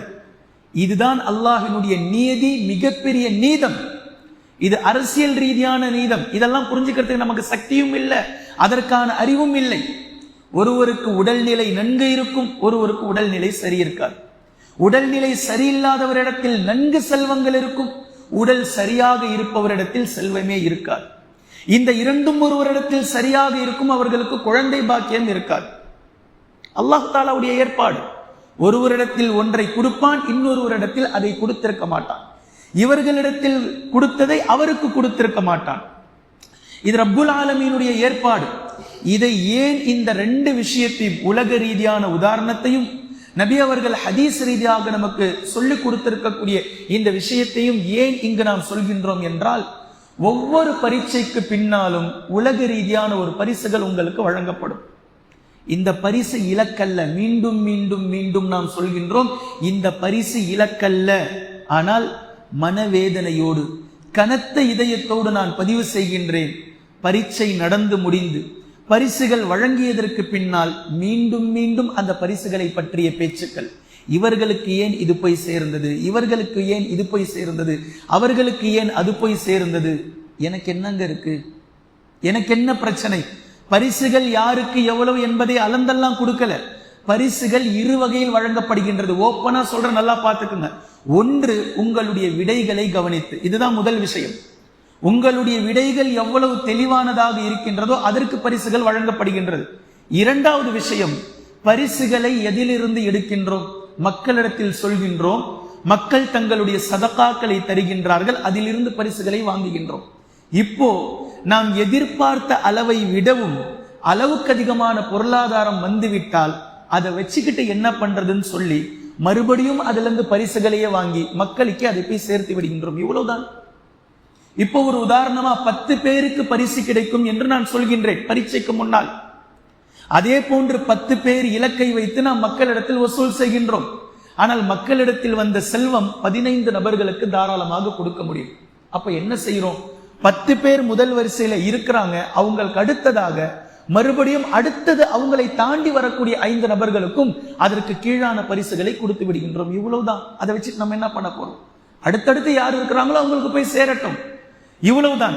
மூன்றாவது நோக்கம், மக்களை ஆர்வப்படுத்துவதற்காக இதை செய்கின்றோம். ஆனால் மீண்டும் சொல்கின்றேன், இதனுடைய முழுமையான வெகுமதி என்பது ரப்பிடத்திலே இருக்கின்றது. அவ்வளவுதான். இதனுடைய உண்மையான ஆழமான நோக்கம், இந்த பரீட்சை நடத்துவது என்பது என்ன காரணம், என்ன நோக்கம்? உங்களை எப்படியாவது இந்த ரமலானிலே குர்ஆன் ஹதீஸினுடைய சிந்தனையில் வைக்க வேண்டும். உங்களுடைய சிந்தனையில் குர்ஆன் ஹதீஸை கொண்டு நிரப்பப்பட வேண்டும். உங்களுடைய தேடல் தீனின் பக்கம் இருக்க வேண்டும். அதனால் உங்களுக்கு சில இல்முகள் கிடைத்தால் அதை கொண்டு நீங்கள் அமல்களை செய்தால் அல்லாஹ்விடத்திலே நீங்கள் நல்ல இடத்தை பிடிப்பீர்கள். அதனால் எனக்கும் நாளை மறுமை நாளையில் ஒரு இடம் அல்லாஹ்விடத்திலே கிடைக்கும். இவ்வளவுதான். இதை தாண்டி வேறு எந்த நோக்கமோ வேறு எந்த விஷயங்களோ இதற்கு பின்னால் இல்லை. எவ்வளவுதான். பரிசுகள் மக்கள் எப்படி தருகிறார்களோ அதை கொண்டு அவர்களுக்கு கொடுத்து விடுகின்றோம். இவ்வருடமும் அதே போன்றுதான். பரிசுக்கு என்று ஒரு நிலையை ஒதுக்குவோம். அதை தாண்டி பொருளாதாரம் வரக்கூடிய அடிப்படையில் மறுபடியும் அதற்கு பரிசுகளை வாங்கி மீண்டும் அதை சேர்த்து கொடுத்து விடும். அவ்வளவுதான். இதுல ஏற்றத்தாழ்வுகள் முன்னாடி பின்னாடி அதெல்லாம் எதுவுமே இல்லை. மக்களுக்கு ஆர்வப்படுத்துவதற்காக கொடுத்து விடுவது என்பது நோக்கம். இதை தாண்டி வேறு எதுவுமே இல்லை. இப்போ இந்த இடத்தில் உன்னிப்பாக இதை நான் பதிவு செய்து விட்டதற்கு பின்னால் இப்போ கேள்விகளை வாசிக்கின்றேன். அந்த கேள்விகளை இன்ஷா அல்லாஹ் நான் சொல்லுகின்றேன், புரிந்து கொள்ளுங்கள். முதலாவது கேள்வி, பிஸ்மில்லாஹிர் ரஹ்மானிர் ரஹீம். முதலாவது கேள்வி, குர்ஆனில் ஒரே மாதிரியாக அதிகமாக வந்திருக்கும் வசனங்கள் யாவை? இதை உதாரணத்தோடு நான் ஆரம்பமாக கேள்வி கேட்கும் போதே மிக தெளிவாக புரிய வைத்து விட்டேன். வசனம் என்று சொன்னாலேயே வசனத்தில் இருக்கக்கூடிய ஒரு துண்டு ஆதாரம் இல்லை. நல்லா புரிஞ்சுக்குங்க.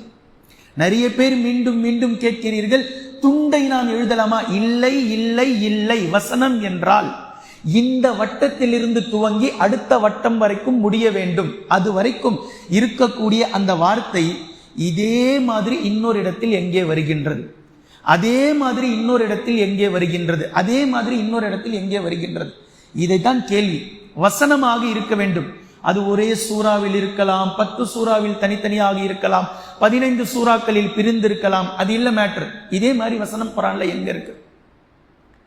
இது முதலில் எவ்வளவு அதிகமாக எந்த வசனம் இருக்கின்றது, பின்பு அதைவிட கொஞ்சம் குறைவாக இன்னொரு மாதிரியான இதே போன்ற வசனம் அளவுக்கு அதிகமாக எங்கு இருக்கின்றது, 2வது இடத்துல எங்க இருக்குது. இப்ப இதை 2ஓடு நான் நிறுத்தி இருந்தால் எல்லோருமே பதிலை கொண்டு வந்து கொடுத்திருப்பார்கள் என்னிடத்தில். பட் உங்களுக்கு கொஞ்சம் டஃப் கொடுக்கணும். உங்களுடைய மூளையை இன்னும் ஆக்டிவாக ஆட்டிடியூடாக மாற்ற வேண்டும் என்பதினால்தான் 3வது நிலை இதில் எங்கிருக்கின்றது, அதைவிட கொஞ்சம் குறைவாக 3வது எங்கிருக்கின்றது, அதைவிட கொஞ்சம் குறைவாக 4வது இடம் எங்கிருக்கின்றது என்ற ஒரு நிலையை நாம் வழங்கி இருக்கின்றோம். இப்ப இந்த கேள்வி கேட்டதுமே நிறைய பேர் தொடர்பு கொண்டாங்க. ரொம்ப சிரமமா இருக்கு, ரொம்ப கஷ்டமா இருக்கு. ஆனா இப்போ நான் சொல்றேன், இதுவரைக்கும் 2 வருடம் நடந்த பரீட்சைகளிலேயே இவ்வருடத்தின் பரீட்சை தான் மிக மிக மிக மிக எளிதான பரீட்சை. நல்லா கவனிச்சுக்குங்க. எனக்கு கவலையாக இருக்கின்றது, மக்கள் இவ்வளவு சோம்பேறிகளாக மாறிவிட்டார்களோ அல்லது தங்களுடைய தேடல் முயற்சியில் ஈடுபடுத்துவதை தாங்கள் விரும்பாதவர்களாக மாறிவிட்டார்களோ என்று கவலையோடு இதை நான் சொல்கின்றேன். இதற்கு முன்னால் நான் கேட்ட கேள்விகள், குர்ஆனிலே கால்நடைகள் எத்தனை இருக்கிறது என்று நான் கேட்டேன். மாஷா அல்லாஹ், மிக தெளிவாக கொண்டு வந்து பதில் இருந்தது. குர்ஆன் முழுக்க தேடி இருக்கிறீர்கள். பின்பு ஒட்டகத்திற்கு மட்டும் குர்ஆனில் எத்தனை பெயர்கள் உண்டு என்று நான் கேட்டிருக்கின்றேன். அல்ஹம்துலில்லாஹ் அல்ஹம்துலில்லாஹ், அதையும் சரியாக 14 பெயர்களை கொண்டு வந்து தந்திருக்கிறீர்கள். அதே போன்று அதற்கு முந்தைய வருடத்தில் யா அய்யுஹல் லதீன ஆமனு குர்ஆன் முழுக்க எத்தனை வருகின்றது, அதில் ஒரு யா அய்யுஹல் லதீன ஆமனு என்பது மாத்திரம் சற்று வித்தியாசமாக இருக்கும் என்பதையும் நான் சொன்னேன். அதையும் மிக தெளிவாக கொண்டு வந்து கொடுத்தீர்கள். ஆனால் இந்த 3வது வருடம் கஷ்டமாக இருக்கின்றது, கஷ்டமாக இருக்கின்றது. எனக்கு இது கஷ்டமாக தெரியவில்லை. என் பார்வையில் மக்கள் பலவீனப்பட்டு விட்டார்களோ என்று நான் உணர்கின்றேன். அல்லாஹு தஆலா உங்களுக்கு ஆற்றலையும், அல்லாஹு தஆலா உங்களுக்கான முயற்சிக்கான பலனையும், உங்களுடைய சுறுசுறுப்பையும் அல்லாஹு தஆலா அதிகப்படுத்தட்டும். அளவுக்கு அதிகமாக துஆ செய்யுங்கள். எங்களுடைய சோம்பலையும் எங்களுடைய கவலையும் ரப்பே உன்னிடமிருந்து நாங்கள் பாதுகாவல் தேடுகின்றோம். அல்லாஹும்ம இன்னி அஊது பிக்க மினல் ஹம்மி வல் ஹஸன் வ அஊது பிக்க மினல் அஜ்ஸி வல் கஸல். துஆவை கேளுங்கள் அல்லாஹ்விடத்தில், அல்லாஹ் பாதுகாப்பானாக. இப்போ இந்த முதல் கேள்வி, ஒரே மாதிரியான வசனங்கள் மீண்டும் மீண்டும் எத்தனை முறை முதல் இடத்தில் வருகின்றது, 2வது இடத்தில் அதைவிட குறைவாக எத்தனை இடத்தில் வருகின்றது, அது ஒரே சூறாவில் இருக்கலாம் அல்லது ஆங்காங்கே இருக்கலாம். 3வது இடம், 4வது இடம் எத்தனை, இவ்வளவுதான் நான் கேட்டிருக்கிறேன். இதை இன்னும் புரியும்படி நான் உங்களுக்கு விளக்க வேண்டுமானால், உதாரணமாக முதலாவதாக மீண்டும் மீண்டும் வருவது 50 முறை வருகின்றது என்று வைத்துக் கொள்ளுங்கள்.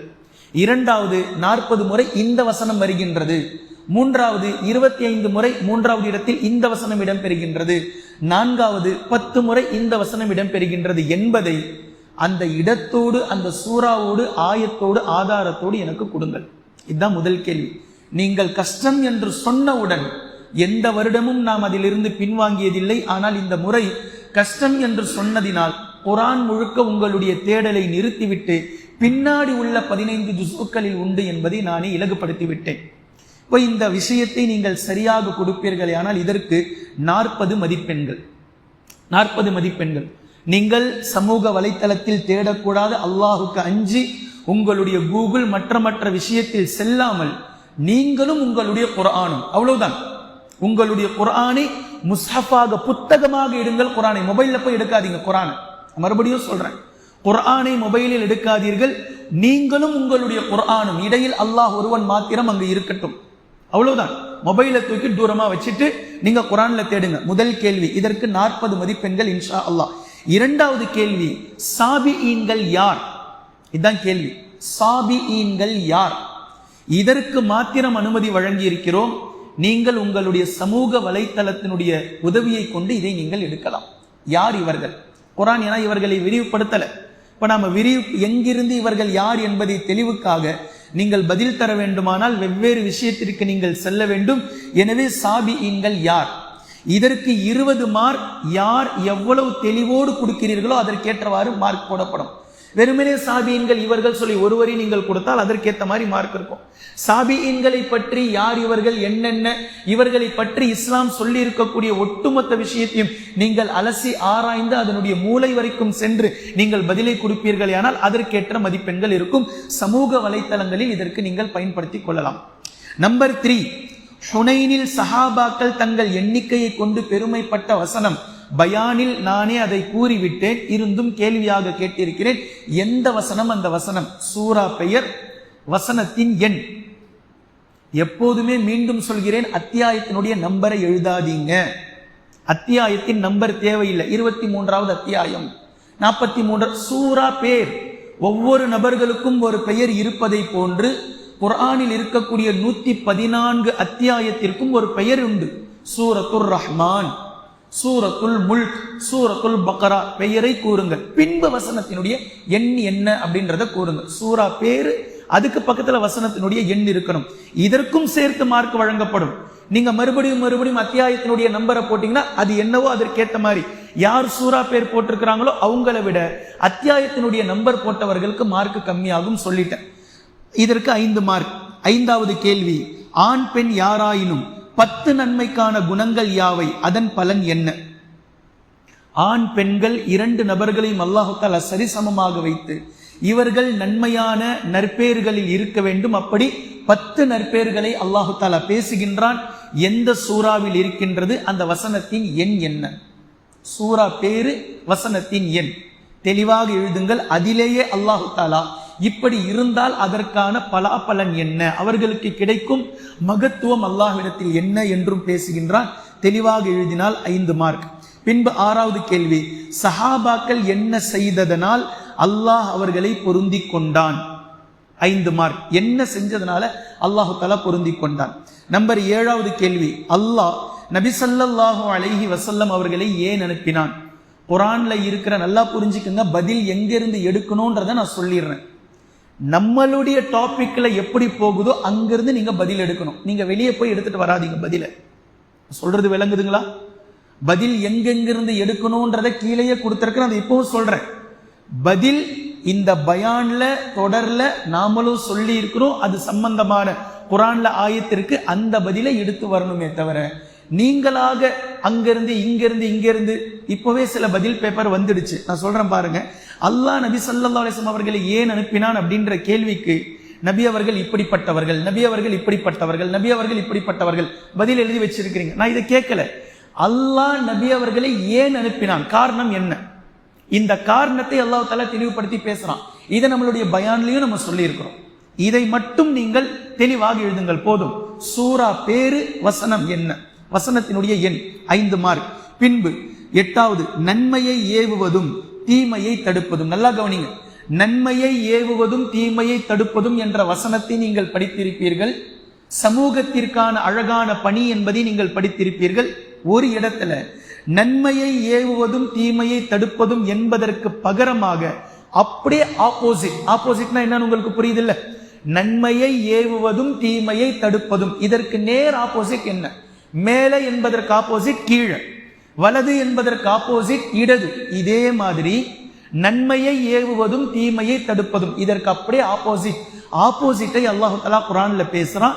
இந்த ஆப்போசிட்டை செய்யக்கூடியவர்கள் யார் என்பதும் அல்லாஹ் தஆலா பேசுறான். அல்லாஹ் வசனமாகவே பேசி இருக்கின்றான்.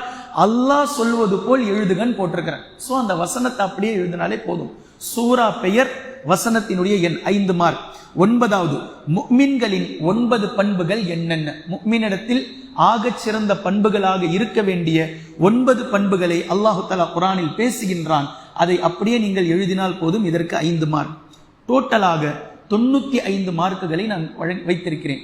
மீதமுள்ள 5 மார்க்கு உங்களுடைய பிரசன்டேஷனுக்கு. இப்போதும் சொல்கின்றேன், உங்களுடைய பிரசன்டேஷனுக்கு கச்சா முச்சா நீங்களே அடிச்சு கிறுக்கி இதுக்கெல்லாம் மார்க் போகும்.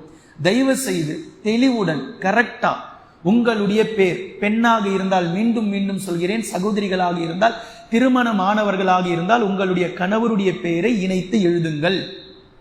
கணவருடைய திருமணம் ஆகாதவர்களாக இருந்தால் தந்தையினுடைய பெயரை இணைத்து எழுதுங்கள். நீங்கள் ஆலிமாக்களாக முபல்லிகாக்களாக இருந்தால் பக்கத்தில் நான் ஆலிமா முபல்லிகா என்பதை சேர்த்து எழுதுங்கள். நீங்க ஆலிமா இல்ல முபல்லிகா இல்ல, அப்போ வெறுமனே பெயரை மாத்திரம் எழுதுங்கள். தந்தையோடு அல்லது கணவருடைய பெயரோடு சேர்த்து எழுதுங்கள். அதே மாதிரி வெளியூர்களில் இருந்தும் அல்ஹம்துலில்லாஹ் எழுதுகிறார்கள். அவங்க இங்க இல்ல, வெகு தூரத்துல இருக்கிறாங்க, எழுதி அனுப்ப முடியாது, வாட்ஸ்அப்ல அனுப்புறாங்க. இப்போ இந்த சகோதரிகளுக்கு நான் சொல்வது என்னவென்றால், உங்களுடைய வீட்டிலேயே யார் நல்ல குவாலிட்டி கேமரா போன் யூஸ் பண்றாங்களோ அவங்கள கூப்பிட்டு அந்த போனை வாங்கி போட்டோ யாருக்கு நல்லா எடுக்க தெரியுமோ அவங்க கிட்ட போட்டோ எடுத்து அனுப்புங்க. தயவு செஞ்சு கால் பேப்பர் தெரியுது, முக்கா பேப்பர் தெரியல, முக்கா பேப்பர் தெரியுது, கால் பேப்பர் தெரியல, மேலே இருக்கிறது கிளீனா தெரியுது, கீழே இருக்கிறது கிளீனா தெரியல, கீழே இருக்கிறது தெரியுது, மேலே இருக்கிறது தெரியல.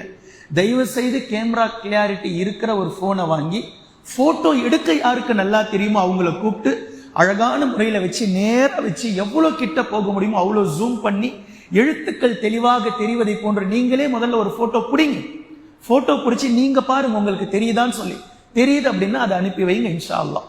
அதே போன்று வெளியூரில் இருக்கக்கூடிய சகோதரிகளுக்கு இங்கு சகோதரிகள் ஃப்ரெண்ட்ஷிப்பா இருந்தா நீங்க சொல்லிதான் அவங்க அனுப்புறாங்க அப்படின்னா தயவு செய்து அப்படிப்பட்ட நபர்கள் அவர்களுக்காக தொடர்பு கொள்ளுங்கள். எப்படி அப்படின்னா, இந்த சகோதரி இங்க எழுதியிருக்கிறாங்க, இது எப்போ அப்படின்னா பரிசுகள் கொடுக்கும் போது, பரிசு கொடுக்கிற நேரத்துல வெளியூரில் இருக்கக்கூடிய சகோதரிக்கு நாம் பரிசு அனௌன்ஸ் பண்ணும் போது அவங்களுடைய ரிலேட்டிவ், அவங்களுடைய தோழி, அவங்களுடைய சகோதரி சகோதரர்கள் சொந்தக்காரர்கள் இங்க இருந்தால் அவங்க எங்களுக்கு தெரிஞ்சவங்க தான், நாங்க சொல்லிதான் எழுதுனாங்க, நான் பேரை வாசிச்சுக்கிட்டே இருக்கிறேன் எனக்கு என்னன்னு சொல்லி மக்கள் இருக்கிறாங்க.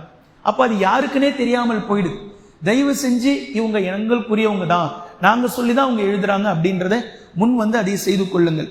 அதே போன்று நான் ஏற்கனவே சொன்ன இந்த வருடம்தான் இருக்கக்கூடிய பரீட்சைகளிலேயே மிகவும் எளிதானது அப்படின்றத நான் சொல்லி இருக்கிறேன்.